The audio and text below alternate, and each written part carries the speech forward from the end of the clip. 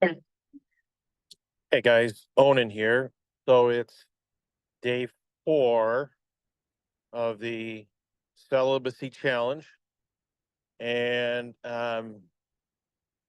you know, things are going surprisingly well.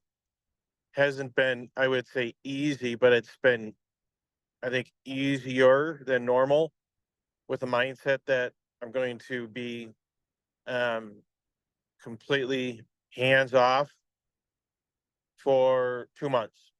So yesterday was one of the harder days, not from a urge standpoint, but more from a mental standpoint. In that, I don't know, spent a fair amount of time going back and forth on Twitter and in the Discord, but mostly on Twitter, and specifically with a couple of guys who were telling me this was a huge, huge mistake. One of whom has been divorced multiple times, and the other who has had a vasectomy, something I'm not interested in at all. Um, for what it's worth. And, and I was certainly pondering that because the last thing I want to do is to make, to harm my marriage, let's say beyond what NFP already does. So I was really, I was starting to, I don't know, second guess myself, but that was the part of this that was most concerning to me. And so yesterday, my wife and I went out for a date. We went out for dinner, um, and had, I would say, one of the best conversations together, maybe ever. Like literally, it was such a good and powerful conversation. And she started out by asking if I was regretting my words on Friday when I proposed to her the celibacy period. And I said, well, yes and no. And I said, the only reason yes is I'm afraid that if this goes well enough that you may find yourself happier never going back to being intimate again. And she sort of chuckled and she said, you don't have to worry about that. And I don't think I do. I mean, if I had to worry about that, we would have not gotten back on track. The 9 times we had babies and went through the postpartum of a similar, I don't think we ever had to go 2 months, but, certainly a month to 6 weeks. But I think those are very different circumstances. And so I'm not really worried about that. I, I know that she enjoys it enough that she would want to have it back if I'm ready to come back to that. So that was probably um, the biggest point of hesitation I had of all of it. And we talked about it. Like we talked about, okay, are you going to do this or not? And it would have been very easy to talk myself out of it, in part because we're getting along so well that you naturally want that type of intimacy with someone that you love and enjoy being with. And so that was sort of the the tug was, I really want to be with her in that way. And so um and so it was just a really, really positive conversation, and she didn't put any pressure on me one way or another, but she did at one point she says, you know what, maybe a break would be good. um and so once we had that conversation, I was like, I want to try this. I want to see if I can do it. One of the things that I have sort of um m- mused about was, I wish I could go back to the anticipation of being engaged and the anticipation of the wedding night, but have the knowledge and have the knowledge and skills that we didn't have at that time. And this will kind of be that opportunity, I think. And um, so, what does that mean? I mean, mentally, um, my, mentally, my plan is to do this for 2 months and probably 2 months only. Um, I I can't imagine this being something that I enjoy so much, or that the urge goes away so much that I don't want to go back into an intimate relationship.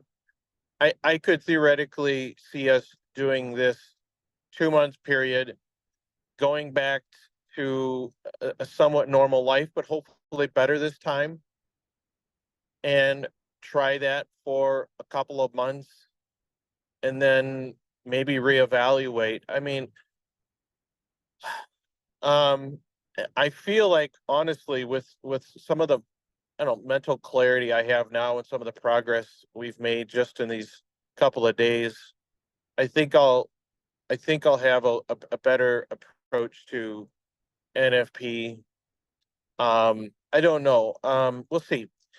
One of the things that we talked about, and this was vulnerable for me, is I said one of the insecurities I've had isn't so much the 2+ weeks of abstinence, which I said is hard, but I said I never really felt secure that when it was the non-abstinence times that I could be confident that it would happen, you know, barring some really crazy circumstance. Because I said I I don't I've lost my ability to trust that when we can come together,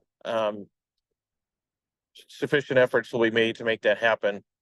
And this has been probably the main point of contention, I guess, if you will, between us, is um, from my perspective, I've kind of given a lot to get through that 2 weeks of abstinence, and what I would hope and expect from my spouse is a lot of effort on her part during that window to make it happen. And I know, as a busy mom, she feels like she's already doing that, and maybe she has, but it may even be something as simple as just the tone of voice and the attitude, and not sort of being nonchalant.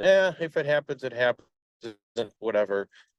Because I told her, I says, for me, even the first day of the non-abstinence period is kind of it's very anxiety riddled, because we don't we don't try anything until the end of the day, and it depends on the child going to sleep, and it depends on my wife being sufficiently alert.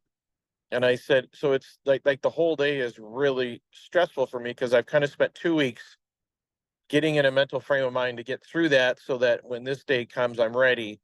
And I said, it's really hard to enter that period with anxiety in the background. Um, that I think it just felt like there was never a mental break from natural family planning and abstinence, because even during the so-called non-abstinence periods, I was abstaining to the point where, again, it was almost entirely outside my control. And I think that is probably more of a matter of mental perspective than anything else. And it was really good for us to talk about that. And I shared some things with her that I haven't, like, I have never shared with her, in part. And I told her, I said, I've just been very afraid to share some of these things and be vulnerable. And so that, to the point where we even talked about the possibility of doing some couples therapy. And she was, initially, I would say, skeptical of it, but did not rule it out. And as we talked through it, I think she's more open to that. I honestly think that would be an enormous game changer for us. to understand each other better. And I also talked to her about how it would be helpful during this period and all the, really any time, that when she has opportunities in the house to reach over and just hold me or touch me or whatever tenderly, that she if she could do that, because my one of my main love languages is physical touch. And so we'll see. It was just a very, very amazing day, amazing conversation. And I was tired and I had to get up early this morning, so no issues.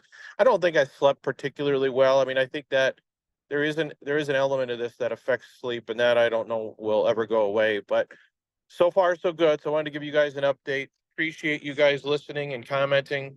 And until next time, everyone, have a good one.